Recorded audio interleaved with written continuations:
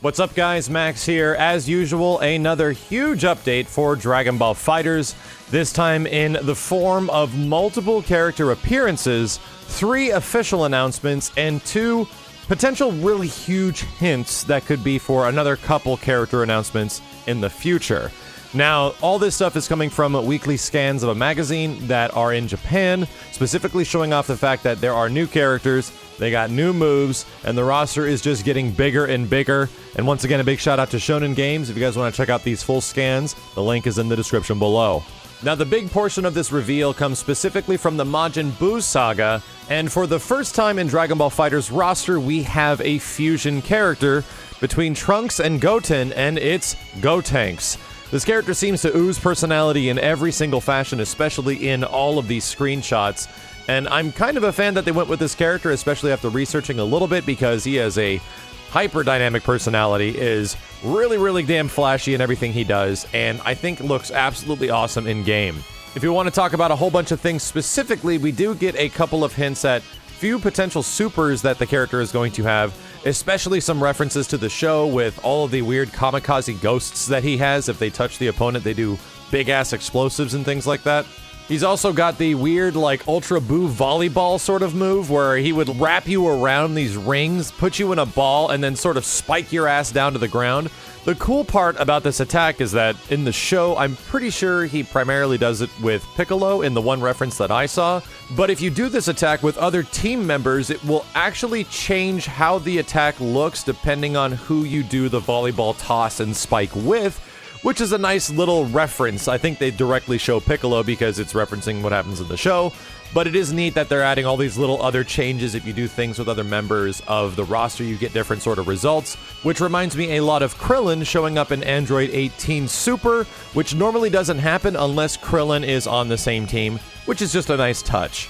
The other big reveal here, especially coming from the Majin Buu saga, is the recent inclusion of Kid Buu. As we all know, we already have Fat Buu that is already consistently in the game from the game's initial reveal, and I wasn't entirely anticipating that they were going to add other versions of Buu, but at the same time, I'm not too surprised because, once again, this is a very popular villainous character for the Dragon Ball series. But I am glad to say that, man, this kid looks creepy as hell and might have some more familiar attacks, especially the spinning ball attack that has unpredictable actions. This is also very similar to another game we just recently played with Dragon Ball characters in it, where Kid Buu was playable and had this sort of spinning rolling attack that is very destructive and hard to control. I am already assuming it's going to be pretty damn similar to that. His level 3 is going to be Planet Burst, describing as a single blow that destroys the planet. No one stands a chance if this attack lands. Very curious how much meter it's actually going to use, if it's going to be a level 3, but judging by the screenshots already, the characters usually have 7 levels of meter in this game, and even after performing the attack, you see that Kid Buu is down to 4. So, most likely it's a regular level 3. We do also see that Buu has some pretty tricky attacks where a lot of parts of his body can sort of stretch and extend, sort of similar to what we see in the game already with Piccolo and even the first version of Buu. So I think a lot of that is going to carry over into Kid Buu as well. I'm more excited to see some bad guys in this game, so I'm kind of happy with the way Kid Buu looks, even though we only got a few screenshots to work with right now. Let's hope we get a trailer and some gameplay pretty soon. The other one that a lot of people were anticipating, and I think will be overwhelmingly excited, is going to be the adult version of Gohan. Now, since Gohan was just first announced into this game, like, not even that long ago, everyone has been asking, hey, are we going to get, like, Teen Gohan / Adult Gohan? Like, is there going to be other versions of Gohan? And ever since there were going to be multiple versions of Goku and Vegeta, much less now multiple versions of villainous characters like Buu, I'm not surprised at all that they managed to stick Adult Gohan into here, so let's see what the heck he actually does. The big gimmick behind Adult Gohan appears to be an install super of some kind that is much different than the others. For you guys that might not be familiar, install supers sort of refer to as transformation attacks, when your character takes on a different form for a limited period of time, and things are enhanced, whether or not they're special moves, speed, the attack damage of your normal attacks or special attacks, things like that. And it seems that Adult Gohan is going to have access to something like this, because it's described as borrowing the power of the old Kai. Gohan is going to unleash his potential, increasing his abilities drastically with each special attack. exhaust your entire energy gauge to unlock your full potential. Your abilities are magnified based on the amount of meter you consume. So that means that we have an install super that doesn't just cost 1 bar, 2 bars, 3 bars like, Golden Frieza status. This thing is going to take all the meter you have and is going to modify your character depending on how much meter that is as it progressively goes down, which is kind of nuts. If you have 7 bars and you're able to potentially keep like adult Gohan super powered up for a long period of time, it could be a very hard character to deal with. I don't think we get any direct shots of what he looks like transformed or anything beyond.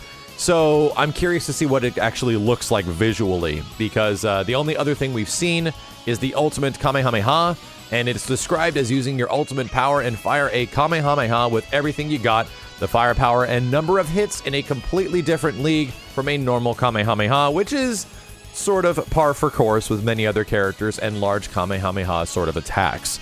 So there you go. That's everything we've seen from the 3 brand new characters. We got Gotenks, we got Kid Buu, as well as adult Gohan, and I think some people are going to be pretty excited about this, especially for the fact that we might see other fusion characters, which I also think is pretty highly requested. Now, the other thing that has shown up is a couple of different updates in terms of items that you can purchase with Zenny. You can most likely get this currency by completing battles online or going through arcade mode or anything like that.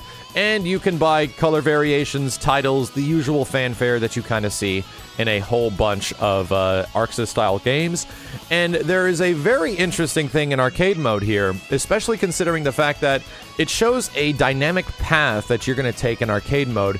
And I absolutely love this.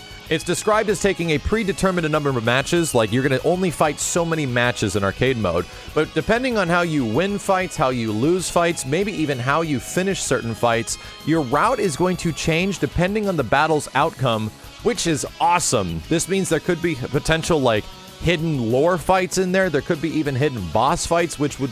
That's exactly the kind of stuff that I love about arcade modes. I like arcade modes that are sort of dynamic, that change based on the things you do, whether or not you end a super here or you kill a character there, you perform a finisher.